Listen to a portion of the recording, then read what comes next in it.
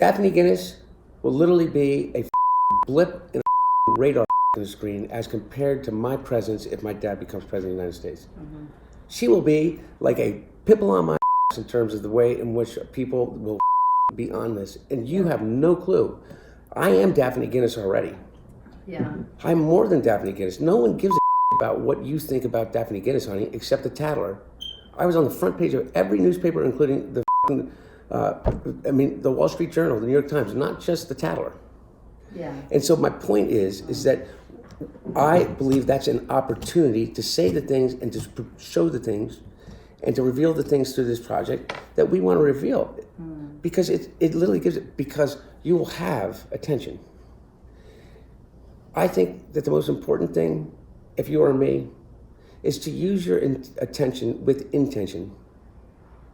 You will not get across to everybody, and I have figured out a long time ago, if you're going to be involved in politics the way that I am, which is to choose to engage with my father in that life, because I believe in what he does. Mm-hmm. If you're going to, then one of your obligations is to use that platform with intent, is to not allow the platform to sit on top of you.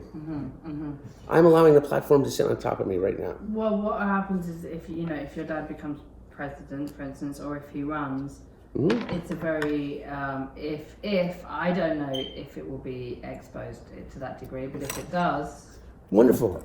If it does, then it's a possibility for your dad to talk about drug reform and to talk about and to push. He's going to talk about drug reform and any other thing that I want him to.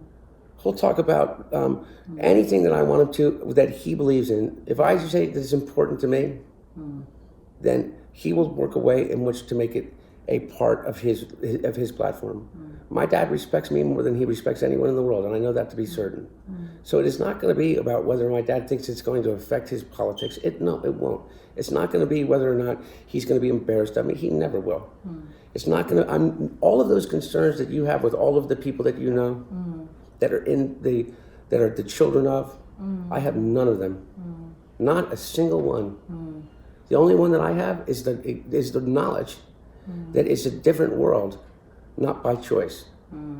But I am understanding of that because the person that has lived that life, that has given me this life, is the person I most admire in the world, and I would never change it because it's bigger than me.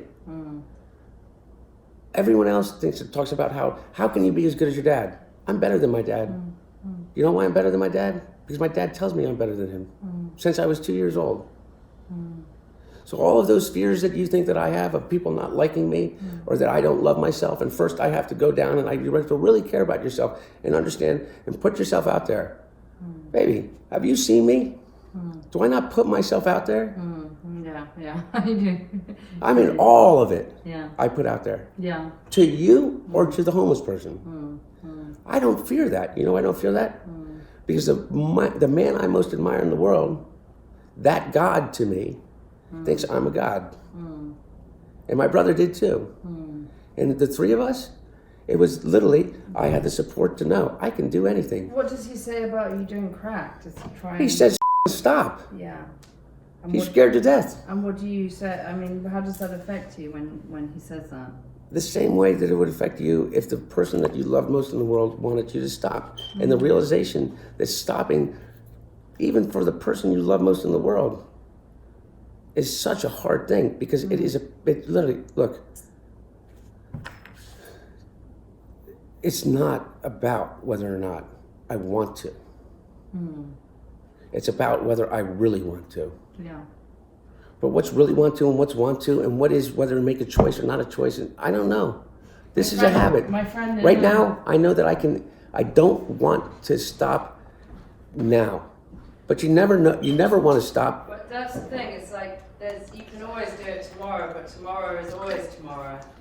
You know, tomorrow is always tomorrow. Why Philippa, not just do it now? for real, that's when you say things like that, I get it. But you're not an addict, and so you have no idea that is literally like you telling me that the sky is blue, but you don't seem to realize it. I realize it. I know now is now, and I know how to do it. And I'm saying to you is that I don't know if I want to do it tomorrow. I don't want to know if I do it now. I don't know. Because you don't want to stop. Because it's fear. Pure fear. Because what happens if you stop? Then you have Fear. no excuses. Oh yeah, I have a million excuses. You know I have a million excuses. Everybody has excuses. I don't have to use drugs as an excuse.